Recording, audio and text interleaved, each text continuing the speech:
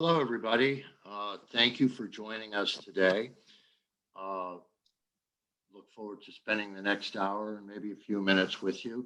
As Carolyn said, this is Marketing 101, creating a plan.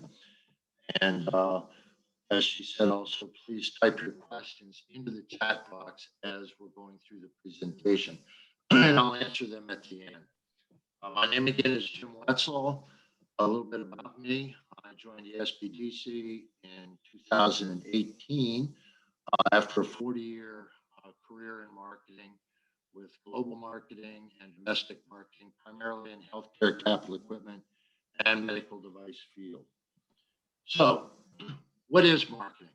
This may be one of the most misunderstood and misused words in the business vocabulary. A lot of people think marketing is advertising, marketing is sales, and so forth. Well, it's actually that and a lot more. Marketing includes market and product research, both primary and secondary. Jim, excuse me, I'm sorry to interrupt, but we're having a little challenge with the audio fading in and out. Okay. I don't know exactly. Can you hear me? We can, but it is fading in and out. So I don't know if it's a Wi-Fi connection or it's a microphone connection. Okay, is that any better? Right now it is, yes. Okay, all right. So I'll start over, folks. What is marketing? Marketing includes product and market research, product development or product enhancement, product distribution, pricing and sales, as well as public relations and customer support. So it's more than just sales or advertising. In the marketing world, we have what's called the 5 P's of marketing. And you can pretty much break down any business to these 5 P's, if you will. Product, okay? What is your product or service offering? What are you building your business on? What are you trying to promote? Price, what's the price of your product, okay? What is your pricing strategy?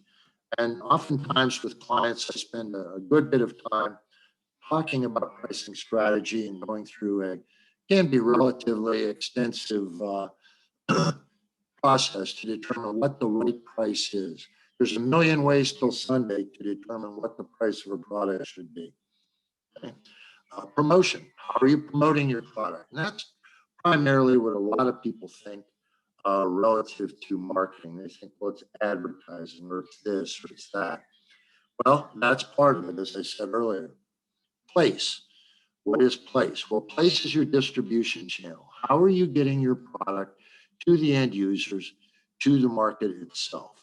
Is it a storefront? Is it online? Is it a combination? And how are you managing your inventory levels?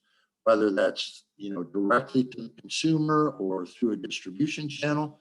What are you doing as far as keeping your inventory levels at the appropriate level to meet current demand? And then lastly, and this is one that's often overlooked, it's called position. Where does your product or service offering fit in the targeted market group?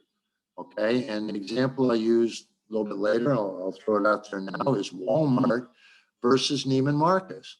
You can make money in each one of those different locations or positioning your product in either one of those different market segments. So traditional marketing refers to conventional methods of marketing, which in the past have been relatively expensive. Okay, we're talking about primary and secondary research that you have to go out and buy studies for. They can be quite expensive. I mean, I've spent in my career upwards of $10,000 to $15,000 for a study on a particular market. Newspaper ads, flyers, radio and television, we all know that that's quite expensive. And oftentimes it's beyond the reach of small businesses. Billboards, magazine ads, the same way. It's all relatively expensive compared to today. So all of the traditional marketing concepts that I just told you about, the product, price, promotion, place, and position, they are all applicable. It's just that now we're able to deliver the messages with digital marketing a little bit differently. But before we do anything, what we really need to do is come up with a plan. And that's a comprehensive plan. It's like building a house. It's like taking a trip. You wouldn't build a house without having some sort of plan to build to. You wouldn't take off and drive in a car to a destination without planning your route and so forth. So what does this marketing plan do? Excuse me. Well, it articulates your vision and your goals and your objectives. Now, goals and objectives are things that I often counsel clients on. They need to be measurable. I mean, you can have goals that are soft, what I call soft and squishy. I want to improve customer service. Well, how are you going to measure that?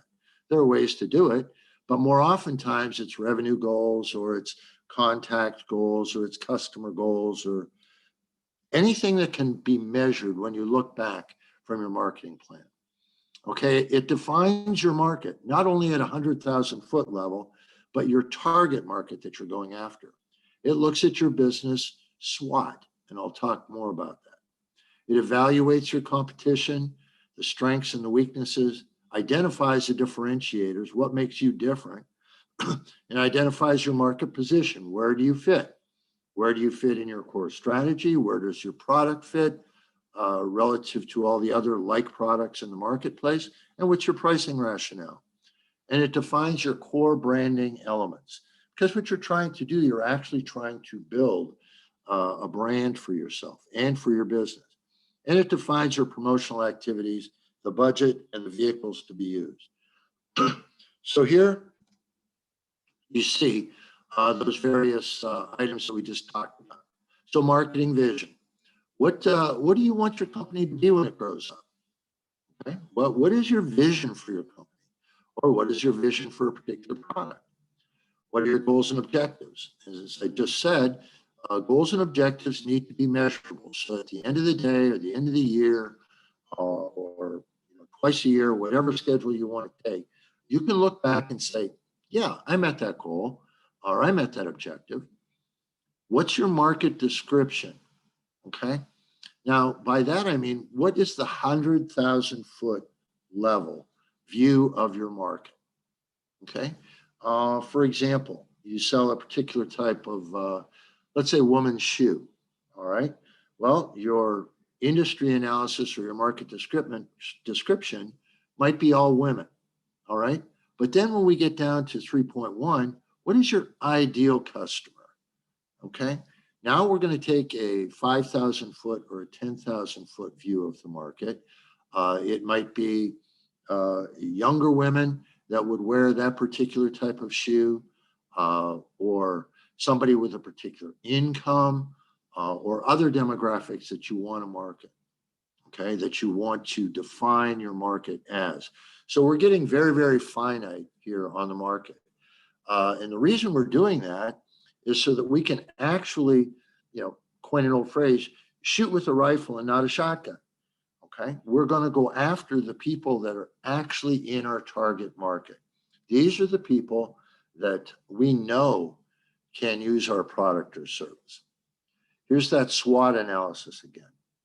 And SWOT basically stands for strengths, weaknesses, opportunities, and threats. Okay, strengths and weaknesses are primarily internal to you and your business. So it really forces an introspective look into what you're trying to do with your business. So what are your strengths as a business owner relative to the business? And what are your weaknesses relative to the business? In many cases, with a lot of people that I counsel, it's the first time that they've started a business. So that could be perceived as a weakness. Okay. So what we try to do is we try to identify 3 or 4 strengths that you have going into business and 3 or 4 of your potential weaknesses going into business. Opportunities and threats are typically external. They are the outside forces or the outside factors that are affecting your business. Okay, opportunities and threats. Opportunities. Well, there's a lot of people moving into the area that like this particular product. Okay. Threats. Well, we just have lived through and are still recovering from and living through a particular threat. And that is the entire COVID situation. Okay, there are a lot of people that did not make it through that. Well, that's an outside threat. So when we talk about a SWOT analysis, that's what we're looking at. Strengths and weaknesses internal to you and your business, your opportunities and threats external to your business that will have an effect, either positive or negative, on your business. 3.3, the competition. Who are your top 3 competitors? You need to identify them. And they could be either a direct competitor or they could potentially be an indirect competitor. The example that I always like to use is you're going to a farmer's market and you're going there with a specific need or a specific desire to buy a t-shirt. Well, when you walk into the farmer's market, there's all kinds of different vendors and products there. So they're all indirect competitors to the t-shirt vendors that are there. So whoever is successful at parting you and your $20 you have in your pocket is going to get your business. Likewise, you want to identify those people that are identical to what you do as being direct competitors. And the example I just used, it might be a farmer's market with nothing but t-shirt vendors. Okay, so you have indirect competitors and direct competitors. All right, what are their strengths and weaknesses? What you need to do is pick out your top competitors, whether they're indirect or direct, and identify their strengths and their weaknesses, because you want to play to their weaknesses and you want to avoid their strengths in any sort of a marketing campaign or marketing program that you put together. Number 4, differentiators. What makes you different? Okay, what makes people want to do business with you? Okay, as opposed to doing business with somebody else. You need to, once again, take an introspective look at yourself and your business and say, you know, I'm a really, really great person. People are just going to come buy from me. Well, maybe. Okay, or I have superior customer service. Okay, maybe. You need to identify those things. What makes you different? And what makes people want to do business with you? The old adage is that people like to do business with people that they like and they get along with and that they get good service from. So you need to identify those things. Market position. Okay, so we have low price, low value, high price, high value, and so on and so forth, or a commodity where it really doesn't matter. Commodity might be salt, table salt. You can pretty much buy it anywhere you want to, and it's all the same. But now let's look at some of the other examples. And one example I used already is Walmart versus Neiman Marcus. All right, well, there's nothing wrong with either one of those, okay? In one case, Walmart, you generally will have a lower quality product at a lower price. Where Neiman Marcus, you may have a higher quality product at a higher price. Or another example would be McDonald's coffee, their cafe coffee versus Starbucks. You can make money in either one of those instances, but you need to decide where you're going to play the game. Where do you fit in the overall scheme of things, those people that provide the same type of good or service? That's the market position. Okay, core strategy. That's a high-level statement that when you're sitting down trying to determine if you want to go into business and you're trying to decide what you want to do, what are your thoughts? Okay, what's a high-level type of strategy that will get you into business and hopefully make you successful? Okay, and it's okay, as I say here, to have multiple strategies. You may have multiple products and they might be targeted at different groups. So in that case, you would need multiple strategies. What are your core branding elements? And we're going to talk more about this later, but those are things like logo, colors, fonts, taglines, etc. That is the identity of your business. That's the brand you're trying to build. As I said, we'll talk more about that a little bit later. What's your pricing rationale? How do you arrive at your price? There's a million ways, as I said, till Sunday, to determine that. There's margin maintenance pricing, there's cost times, times 2 or 3, there's utility pricing, and so on and so forth. And depending on your product or your service, that's sometimes going to lead you to a different pricing rationale. Okay, you don't want to leave money on the table, but on the other hand, too, you don't want to charge yourself or price yourself out of the market. So it deserves some thought and some good reasoning, and again, some introspective looks at your business as to where your pricing level should be. Okay, so after we've defined in the top part of the marketing plan, after we've defined your business and your product and all the positive attributes and all of the weaknesses that you may have, then we're in a position to put together a promotional program or a marketing program that will get your product to the market successfully. And that's what this whole section is. And it may be 1 or 2 of these things, it could be all of them together.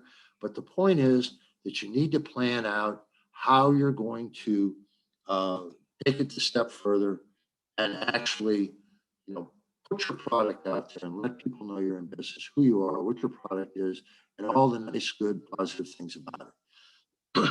So as I said earlier, okay, branding. Why is it important? Well, it's your unique identity.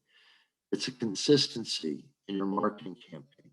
So if you start out with using one particular font face, typeface, or color, you need to be consistent.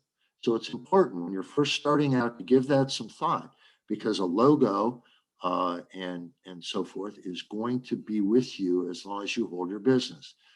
All right, as long as you own your business, that's going to become your identity, your calling card. Okay, shapes, sizes, colors, sounds. Okay, nowadays on TV, when you see a McDonald's ad, they used to flash the golden arches at the end.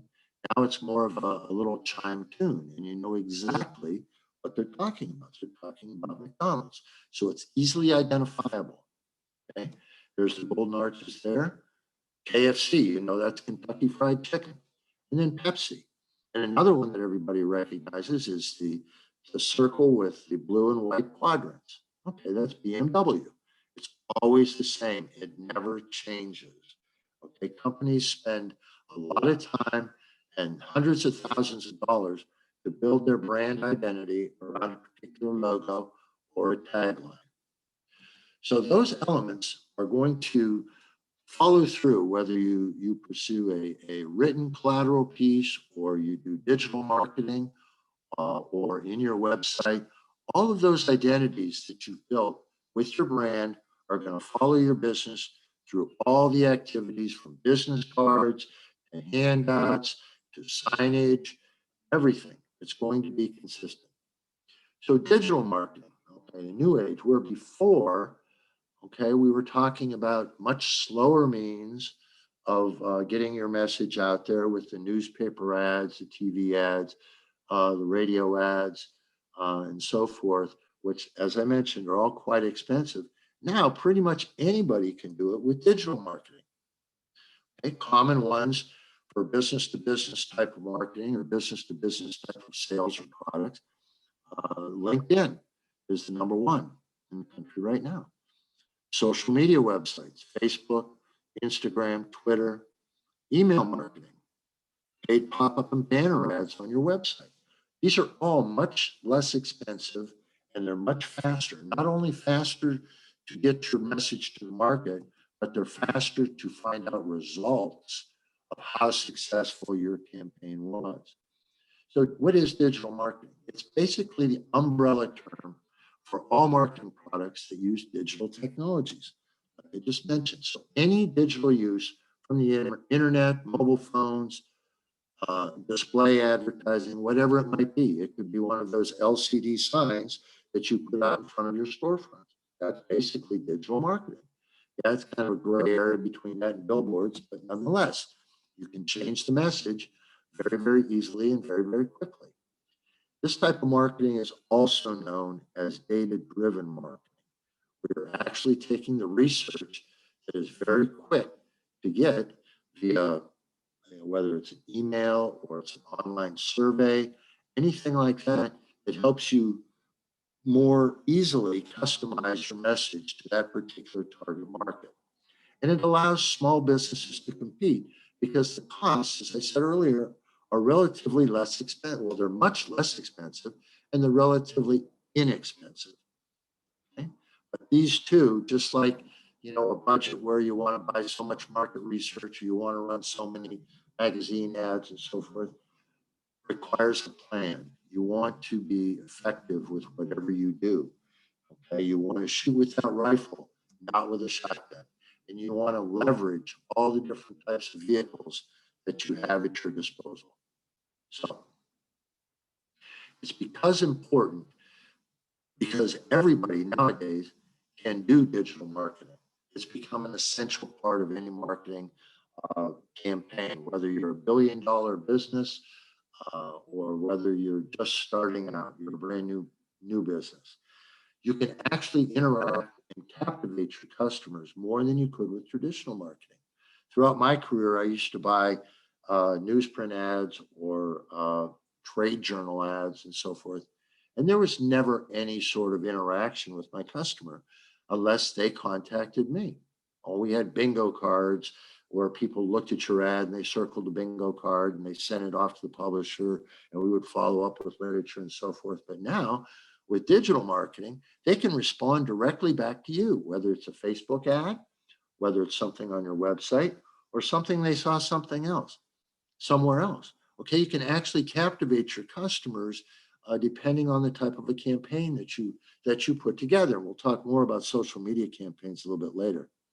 Okay, and I mean the number of online users, particularly with the shutdown that we've been through with COVID, are much more active. Many more people are using a digital platform nowadays than they have in the past. Okay. Why digital marketing is important? Well, more than 80% of shoppers, buyers do their research online before they go out and shop. 60% of US adults use Facebook on a regular basis. 94% of business-to-business marketers actively use LinkedIn for marketing. Okay. Mobile marketing will account for over 70% of digital spend in 2019, and it's much more. Now, I can assure you, it's probably up closer to 80 or 90 with the entire COVID lockdowns and so forth that we've been through.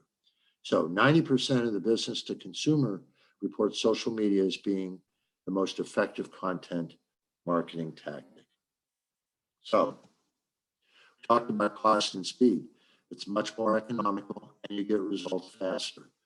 Visibility, you can go viral with digital marketing, you can share messaging, you can share videos, and so forth. So you have a greater visibility and you can target that visibility.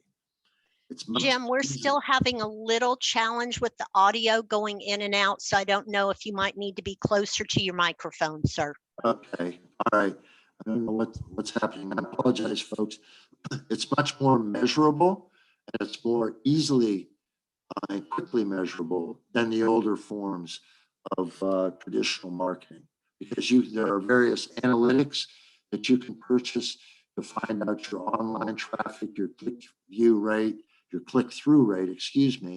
the amount of time that people have spent on your website and so forth. So it's much easier to measure the effectiveness of any sort of a marketing campaign.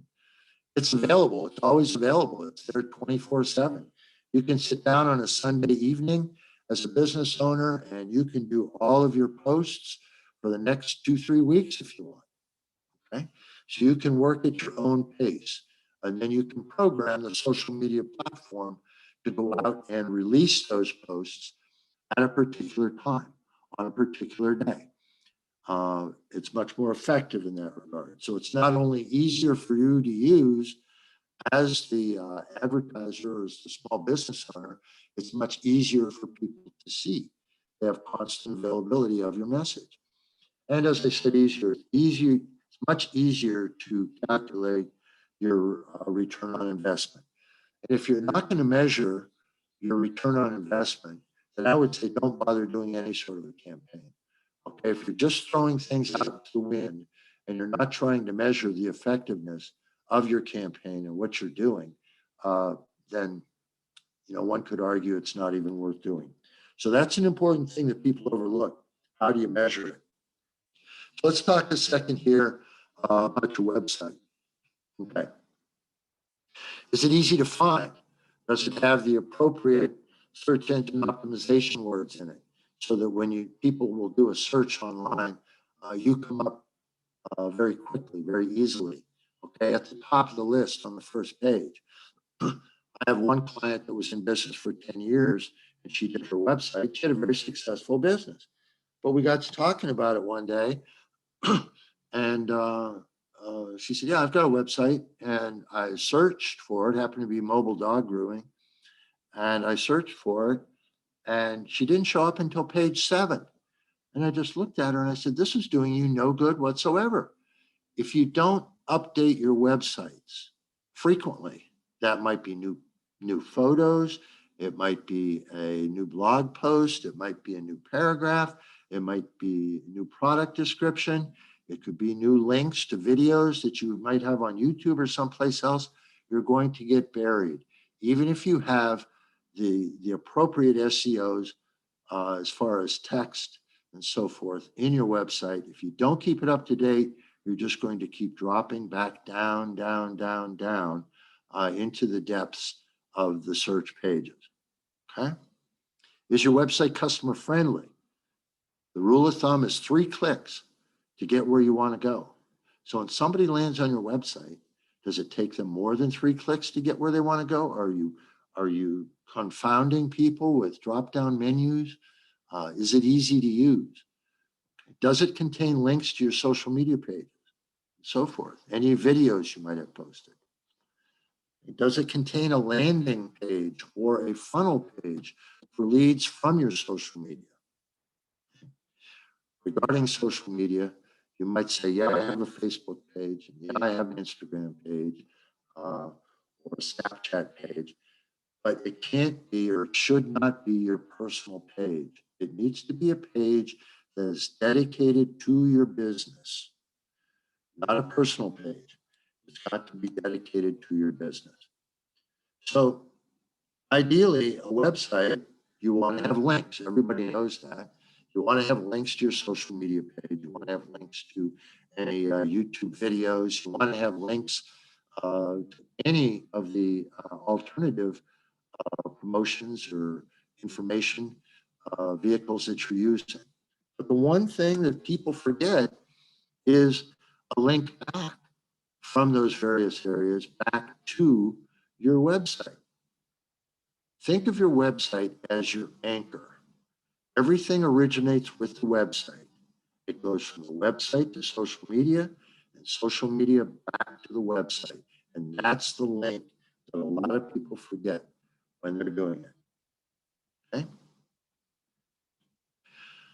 Think of your website as a resume.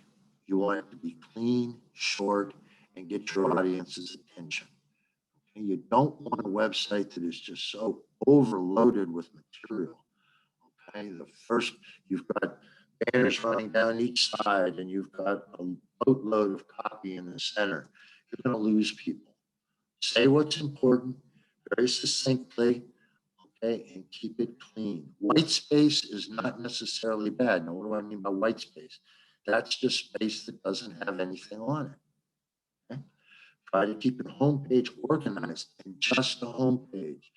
All right, you put links on there for your social media, put contact me buttons on there, so forth. But just keep it your homepage and keep it organized very, very cleanly. That's your launch zone, if you will, on your website. And as I just said, that's where you have the links, and you want to go to about you, about your business, your product page. Okay, so but don't clutter it up with a lot of information. That's why we use radio buttons. That's why we use tabs across the top.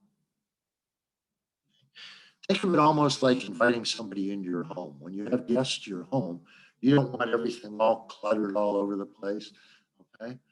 You want it to be nice and people come in and friendly and warm and so forth. The same thing about your website. So search engine optimization strategy, all right? It should be in the form of links, content, social media, association words, and put your quality results. The quality results, if you have all those things in place, you're going to get a quality result when people go out and search for your business. And you're also going to be able to use, as I mentioned earlier, some of these diagnostics and some of the analytics that people like Google have out there. It's pretty much the only people that have it out there, okay, to measure the effectiveness of your website. So follow up with that. You spent money, you spent time designing a nice website. You want to follow up with the people that are using it and see just how effective it was. Digital marketing tools. You've got things like display advertising. You've got banner advertising. These are all things that can be on your website. Keep the advertisement to inform and notify about new product with a click on that they can learn more about it. Don't overload the advertisement with a lot of information. Okay, you use it to identify a product, introduce a new product, and to create brand awareness. Okay, the banners will take the banner ads will take the visitor to the host website's landing page. It's just a vehicle, just like the banner, just like you see there with the blimps and so on and so forth. So the banner should link to a particular business strategy. How do you want to steer your customers? Where do you want to steer your customers? These are all interactive tools that will help you steer your customers to the particular information that you want them to see. Email marketing. Okay, that's considered anything that your business sends out to potential customers. Yeah, you can go out and you can buy email lists. You can construct your own lists. And the easiest way to do that is when people buy a product, whether you have a brick and mortar facility or if it's online. If it's online, they have to add their email address to their order. But if you have a brick and mortar facility there, as part of your POS system, your point of sale system, collect their email address. Create your own email list that you can send out. You can do it yourself. There's ways to create that relatively easily, or you can hire things like MailChimp. You can subscribe to MailChimp or Constant Contact, some of the other products on the market. But bottom line is you can do it yourself if you want to, if you either can't afford to do the others or you want to keep your costs down to a minimum. It can be an effective way of presenting your current offers or deals to a customer. Now, everybody gets too many emails, right? Same with social media. You don't want to overload your customers. You don't want to become a nuisance. You need to walk that fine line of being informative and being a nuisance. Okay, so I get multiple emails from the same business every day. I'm sure everybody else does too. I just delete them. I don't even open them. Okay, where if you did it every other day, whether it's a post on social media or an email, people are more inclined to at least open and take a fast glimpse at what you have to say there.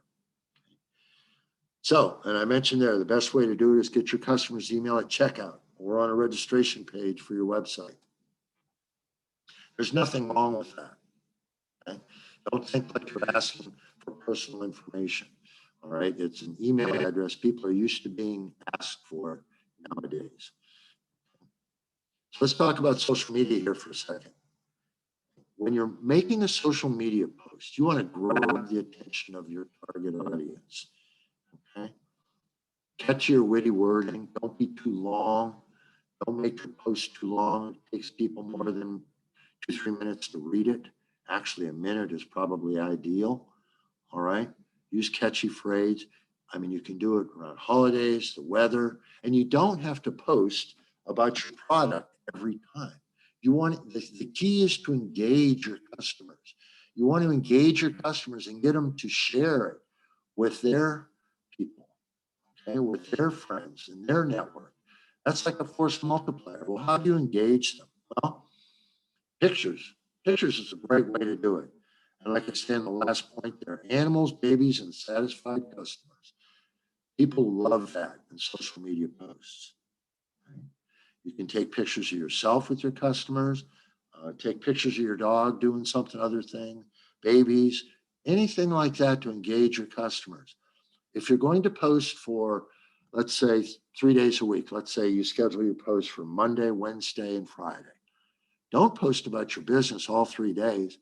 Pick some different topics. For example, Monday might be about your business, okay? It might be about a new product or a new service offering you have. Maybe Wednesday is favorite recipe day, okay? You found something, okay, and you'd like to share it with your social media network. And then Friday might be little known facts. You know, there's a million sayings, and oftentimes people like to know where those sayings originated from. Things like that. Pick some different topics and engage your customers, or give them a reason to open your posts. Don't always be about your products. In the same way in email, you can always add a fun fact to email.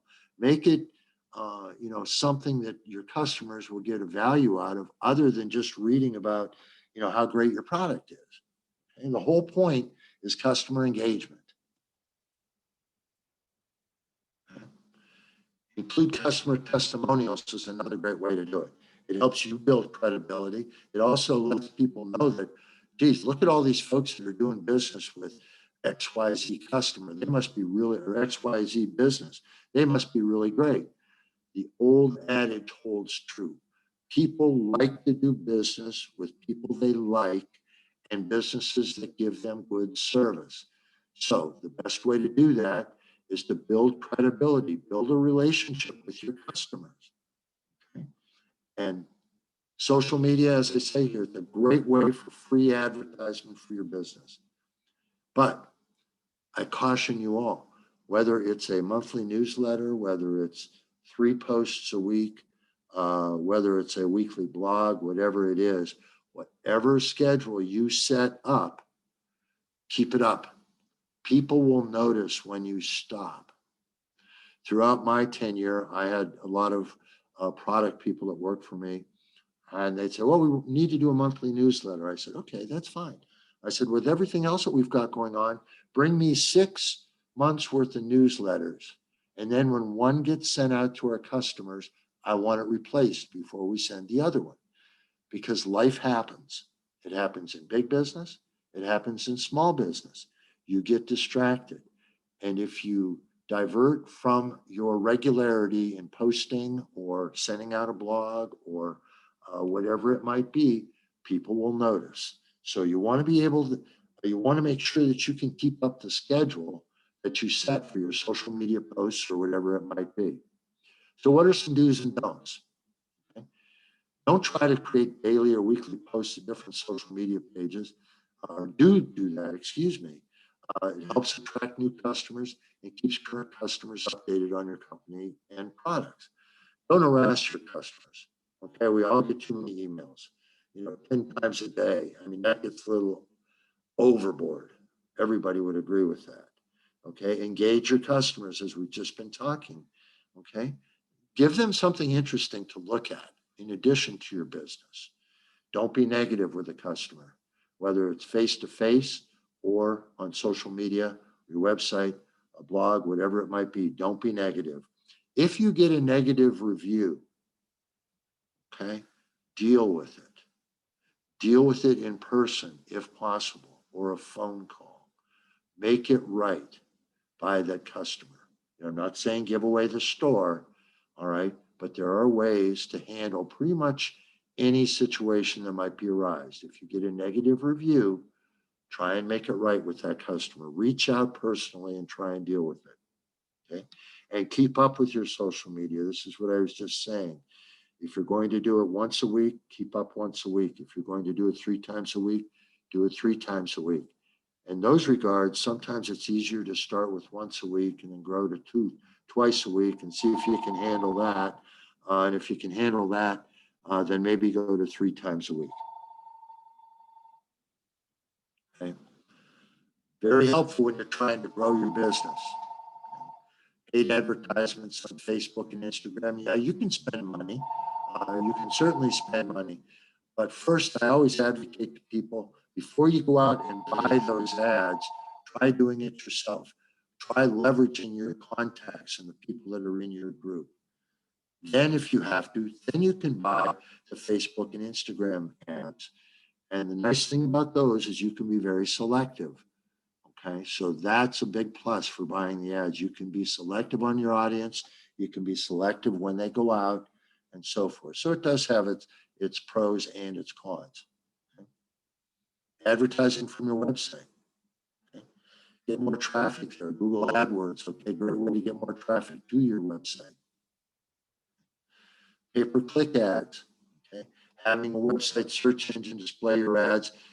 Okay, you pay that website. If you can get your ads on somebody else's website, you can earn money from that type of an ad. That's why the whole YouTube thing is making boatloads of money for people. The more audiences they have with their videos and so forth, the bigger audience, the more those people will make. Measure your results. Over time, marketing has been seen as an expense and not an investment. That couldn't be further from the truth. Okay? I tend to wonder if people really knew what marketing was. Okay? With digital marketing, it's easily measurable and most of it is free. So you can't beat free nowadays. So it's not an expense. But the old adage is true too. Sometimes you need to spend money or time, okay, and time is money, to make money. So that's very true, whether it's traditional marketing or it's digital marketing. Okay, marketing campaigns need to be aligned with the marketing mix and promote your business strategy. Back to the marketing plan template. The first half of it is where we defined your goals and your objectives, where we really defined your business down to that target customer. So anything that you do from a campaign point of view, okay, needs to be aligned with helping you and your business meet those goals and objectives. Let me give you an example. Facebook is primarily the older audience from 45 on up. If you have a product or service that is primarily geared towards a target market of late teens or early 20s, maybe Facebook is not the place that you need to be advertising or doing social media posts. Perhaps Instagram or Snapchat or one of the others, okay? So you can be selective with that sort of thing. So what do? Step one, plan your campaign based on your plan. You know, plan your work your plan, the old adage, okay? Plan out your campaign, okay? And how you want to track it. You want to track it for sales, ultimately, but you want to track it for quotations. Throughout my career, we learned that there was a direct correlation between the number of customers that we sent quotes to the number of business, okay, or the amount of revenue that we would realize over a given period of time. So maybe your objective is to send proposals or to show up on site to do a proposal. It can be whatever objective you want. Okay, so define the channels that you want to use, okay, and how you want to track it. Okay, what marketing metrics are you going to use? Are you going to use, click-through rate on your website, number of pages people used or viewed while they were on your website, how long they were there? One thing's that the services like Constant Contact and MailChimp and so forth, they will actually give you metrics on how many people opened your email. Okay, so that's kind of nice there. You want to see how many people opened your email and didn't just delete it. Okay, so then you can report your findings and you can correlate it then to the amount of time and money. And continue to stress time, because a lot of small business owners and small business people, period, don't realize the time you spend is actually money. Your time is valuable. Otherwise, it would just be a hobby for you. But you're trying to make money with a small business, so your time is valuable. So you want to include your time when you're trying to measure any sort of a campaign that you might put out there. And you can then calculate the return on investment. How much money, how much time did it take to do the campaign? What was your return? So in conclusion, research your target market and your audience. We talked about that with the marketing plan.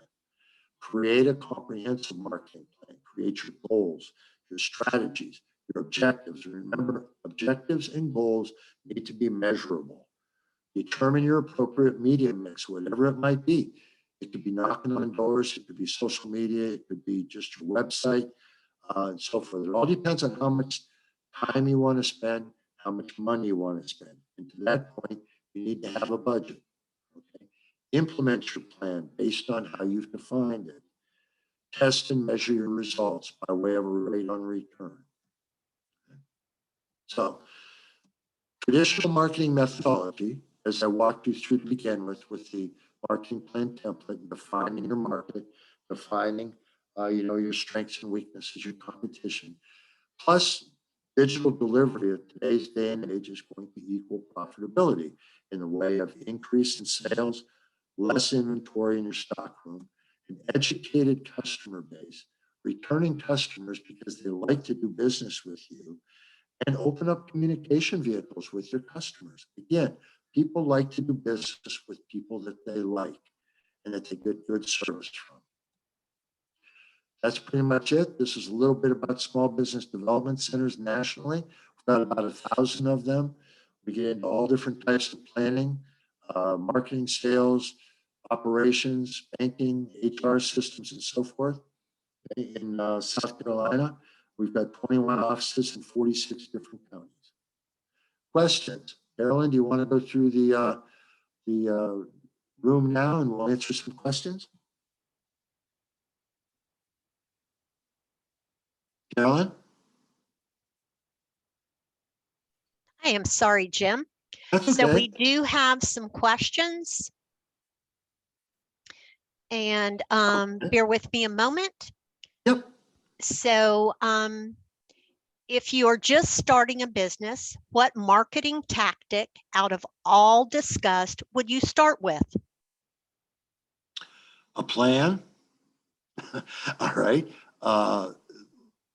After 40 years in business, my favorite business quote comes from Alice in Wonderland of all places. And it's when Alice is standing at the crossroads and the Cheshire Cat is looking down at her. And he says, if you don't know where you're going, then any road will get you there. So if you're just starting out and you haven't done any sort of planning, I always advocate to my clients, they should do a business plan, a financial plan, and a marketing plan. Once you've done those plans and you've thoroughly defined your market, your competition, as I walked you through at the very beginning here, then you'll be in a better position to determine which tactic you want to use for getting your message out into the marketplace. Okay, so that's the first step. Okay. All righty. We also, here is a question, thoughts on referral marketing? Referral marketing is great. Okay. I mean, there's nothing stronger than referral marketing. If you have a way to capture it, it could be a referral on your website. It could be word of mouth referral. My goodness sakes, I've got a client that just started that is 100% on referral marketing. He's got more business than he can shake a stick at. Okay. Now you're going to get referrals. How are you going to get referrals? You are going to do, number one, a good job, and if it's a service, or provide a good product at a reasonable price that people are going to be happy with. Okay. You can ask for referrals. It never hurts to ask for a referral. Okay. If you sold something to a customer, ask for a referral. Do you know anybody else that might be in a position that they could use this product or they could use my services? Ask. And then when you go and contact that customer or that potential customer, say, I was talking to John Smith the other day, and he said you might be in the market for doing something like this. There you go. Referral marketing is extremely powerful. Okay. Great. Our next one, this is a really good question because I know that you talk many times about posting teasers, but it says, I'm launching my business May 27th. When should I start marketing?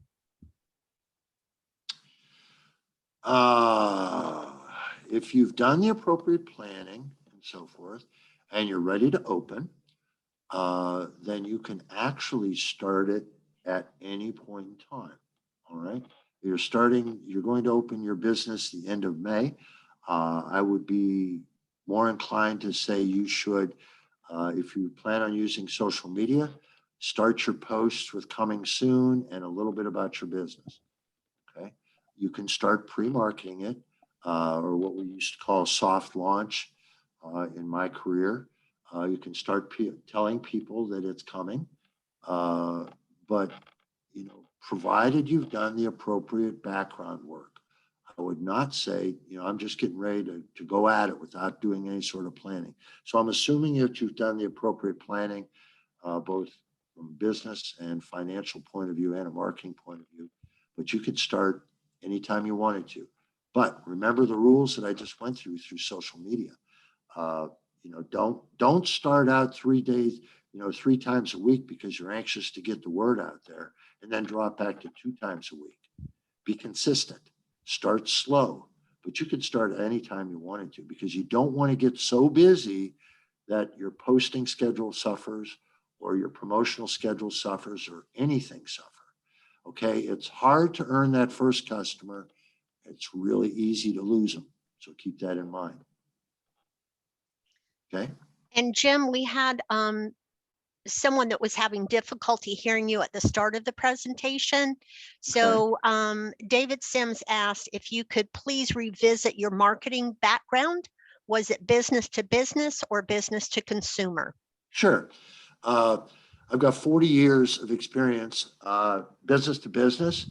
I was in healthcare capital equipment for 40 years globally. I was VP of global marketing for a couple companies, VP of marketing and sales for a couple companies. So I've dealt with multiple all around the world, basically. And then in this country, of course, here too. However, since I have retired out of that line of work, I did have a short stint in consumer marketing and also did some consulting for consumer marketing, and also started up several divisions in this country that had a consumer marketing branch in it as well. So that's where I've been. That's what I've done. It was a great career, but I enjoy this every bit as much, helping people. Do we have any more questions from the group? And also, I would like to ask, we have a few people that were unable to confirm their attendance. So if Sharon's iPhone could please type their name in the chat box. Trudy, if you could type your full name. And we also have Wendy and it looks like Kayla. So if you could please type the full name in the chat box, that would be most helpful. We will be sending out a post-event survey this afternoon to everyone that we have confirmed their attendance. Those that respond to the post-event survey will receive the presentation slides. And if the recording of this webinar has been completed, we will also be providing that link. So it is our plan to send the presentation slides and hopefully the link to the recording on Monday or at the latest on Tuesday of next week. So that is pretty much everything. And Jim, did you have anything to add, sir? I just want to say thank you very much to everybody for joining us for the last hour. It's been my pleasure, and please feel free to follow up with the SBDC office near you, and we can help you. We can all of our services are provided free of charge, and we have we cross a gamut of services with the expertise that we have in the offices. So again, thank you very much. Everybody have a wonderful day. Hope to see you again. Bye-bye now. Thank you so very much, everyone.